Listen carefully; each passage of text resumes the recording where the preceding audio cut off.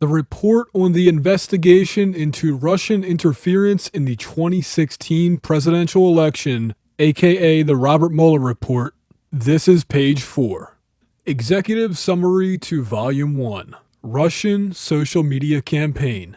The Internet Research Agency, IRA, carried out the earliest Russian interference operations identified by the investigation. A social media campaign designed to provoke and amplify political and social discord in the United States. The IRA was based in St. Petersburg, Russia, and received funding from Russian oligarch Yevgeny Prigozhin and companies he controlled. Prigozhin is widely reported to have ties to Russian President Vladimir Putin. Material redacted. In mid-2014, the IRA sent employees to the United States on an intelligence gathering mission with instructions redacted. The IRA later used social media accounts and interest groups to sow discord in the U.S. political system through what it termed information warfare. The campaign evolved from a generalized program designed in 2014 and 2015 to undermine the U.S. electoral system to a targeted operation that by early 2016 favored candidate Trump and disparaged candidate Clinton. The IRA's operation also included the purchase of political advertisements on social media in the names of U.S. persons and entities, as well as the staging of political rallies inside the United States. To organize these rallies, IRA employees posed as U.S. grassroots entities and persons and made contact with Trump supporters and Trump campaign officials in the United States. The investigation did not identify evidence that any U.S. persons conspired or coordinated with the IRA. Section 2 of this report details the office's investigation of the Russian social media campaign. Russian hacking operations. At the same time that the IRA operation began to focus on supporting candidate Trump in early 2016, the Russian government employed a second form of interference: cyber intrusions, hacking, and releases of hacked materials damaging to the Clinton campaign. The Russian intelligence service, known as the Main Intelligence Directorate of the General Staff of the Russian Army, carried out these operations. In March 2016, the GRU began hacking the email accounts of Clinton campaign volunteers and employees, including campaign chairman John Podesta. In April 2016, the GRU hacked into the computer networks of the Democratic Congressional Campaign Committee and the Democratic National Committee. The GRU stole hundreds of thousands of documents from the compromised email accounts and networks. Around the time that the DNC announced in mid-June 2016 the Russian government's role in hacking its network, the GRU began disseminating stolen materials through the fictitious online personas DC Leaks and Guccifer 2.0. The GRU later released additional materials through the organization WikiLeaks. Page 5. The presidential campaign of Donald J. Trump, Trump Campaign, or Campaign, showed interest in WikiLeaks' releases of documents and welcomed their potential to damage candidate Clinton. Beginning in June 2016, redacted, forecast to senior campaign officials that WikiLeaks would release information damaging to candidate Clinton. WikiLeaks' first release came in July 2016. Around the same time, candidate Trump announced that he hoped Russia would recover emails described as missing from a private server used by Clinton when she was Secretary of State. He later said that he was speaking sarcastically. Redacted. WikiLeaks began releasing Podesta's stolen emails on October 7th, 2016, less than 1 hour after a U.S. media outlet released video considered damaging to candidate Trump.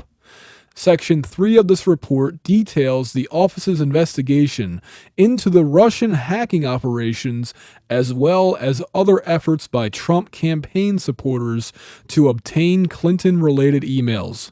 Russian contacts with the campaign.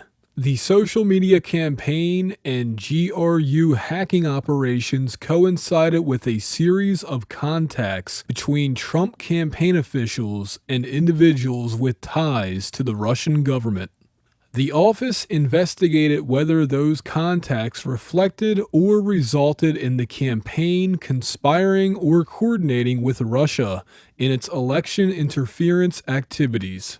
Although the investigation established that the Russian government perceived it would benefit from a Trump presidency and worked to secure that outcome, and that the campaign expected it would benefit electorally from information stolen and released through Russian efforts, the investigation did not establish that members of the Trump campaign conspired or coordinated with the Russian government in its election interference activities.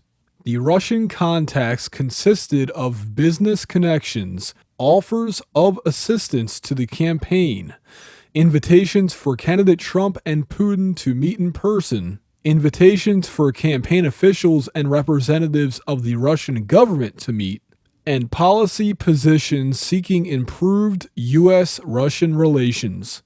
Section 4 of this report details the contacts between Russia and the Trump campaign during the campaign and transition periods, the most salient of which are summarized below in chronological order. 2015. Some of the earliest contacts were made in connection with a Trump Organization real estate project in Russia known as Trump Tower Moscow. Candidate Trump signed a letter of intent for Trump Tower Moscow by November 2015, and in January 2016, Trump Organization executive Michael Cohen emailed and spoke about the project with the Office of Russian Government Press Secretary Dmitry Peskov. The Trump Organization pursued the project through at least June 2016, including by considering travel to Russia by Cohen and candidate Trump. Spring 2016. Campaign foreign policy advisor George Papadopoulos made early contact with Joseph Mifsud, a London-based professor who had connections to Russia and traveled to Moscow in April 2016. Immediately upon his return to London from that trip, Mifsud told Papadopoulos that the Russian government had, quote, dirt, unquote, on Hillary Clinton in the form of thousands, page 6, of emails. 1 week later, in the first week of May 2016, Papadopoulos suggested to a representative of a foreign government that the Trump campaign had received indication from the Russian government that it could assist the campaign through the anonymous release of information damaging to candidate Clinton. Throughout that period of time, and for several months thereafter, Papadopoulos worked with Mifsud and 2 Russian nationals to arrange a meeting between the campaign and the Russian government. No meeting took place. Summer 2016. Russian outreach to the Trump campaign continued into the summer of 2016 as candidate Trump was becoming the presumptive Republican nominee for president. On June 9, 2016, for example, a Russian lawyer met with senior Trump campaign officials Donald Trump Jr., Jared Kushner, and campaign chairman Paul Manafort to deliver what the email proposing the meeting had described as, quote, official documents and information that would incriminate Hillary, unquote. The materials were offered to Trump Jr. as, quote, part of Russia and its government's support for Mr. Trump, unquote. The written communications setting up the meeting showed that the campaign anticipated receiving information from Russia that could assist candidate Trump's electoral prospects, but the Russian lawyer's presentation did not provide such information. Days after the June 9th meeting, On June 14, 2016, a cybersecurity firm and the DNC announced that Russian government hackers had infiltrated the DNC and obtained access to opposition research on candidate Trump, among other documents. In July 2016, campaign foreign policy advisor Carter Page traveled in his personal capacity to Moscow and gave the keynote address at the New Economics School. Page had lived and worked in Russia between 2003 and 2007. After returning to the United States, Page became acquainted with at least 2 Russian intelligence officers, one of whom was later charged in 2015 with conspiracy to act as an unregistered agent of Russia. Page's July 2016 trip to Moscow and his advocacy for pro-Russian foreign policy drew media attention. The campaign then distanced itself from Page and, by late September 2016, removed him from the campaign. July 2016 was also the month WikiLeaks first released emails stolen by the GRU from the DNC. On July 22, 2016, WikiLeaks posted thousands of internal DNC documents revealing information about the Clinton campaign. Within days, there was public reporting that U.S. intelligence agencies had, quote, high confidence, unquote, that the Russian government was behind the theft of emails and documents from the DNC.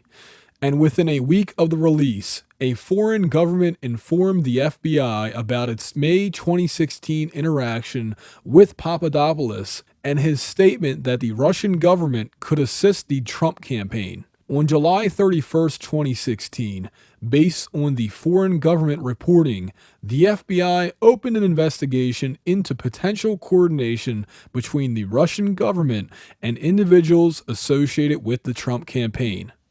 Separately, on August 2, 2016, Trump campaign chairman Paul Manafort met in New York City with his longtime business associate Konstantin Kilimnik, who the FBI assesses to have ties to Russian intelligence. Kilimnik requested the meeting to deliver in person a peace plan for Ukraine that Manafort acknowledged to the special counsel's office was a, quote, backdoor, unquote, way for Russia to control part of eastern Ukraine. Both men believed the plan would require candidate Trump's assent to succeed, were he to be elected president. They also discussed the status of the, page 7, Trump campaign and Manafort's strategy for winning Democratic votes in Midwestern states. Months before that meeting, Manafort had caused internal polling data to be shared with Kilimnik, and the sharing continued for some period of time after their August meeting. Fall 2016.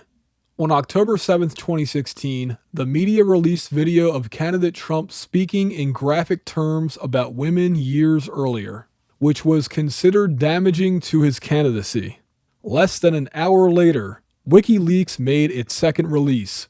Thousands of John Podesta's emails that had been stolen by the GRU in late March 2016.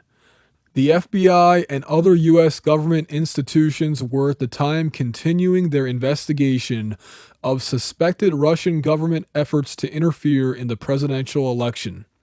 That same day, October 7th, the Department of Homeland Security and the Office of the Director of National Intelligence issued a joint public statement, quote, that the Russian government directed the recent compromises of emails from U.S. persons and institutions, including from U.S. political organizations, unquote.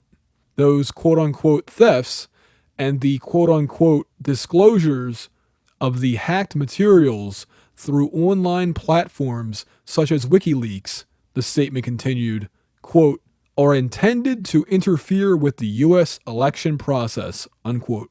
Post-2016 election. Immediately after the November 8th election, Russian government officials and prominent Russian businessmen began trying to make inroads into the new administration.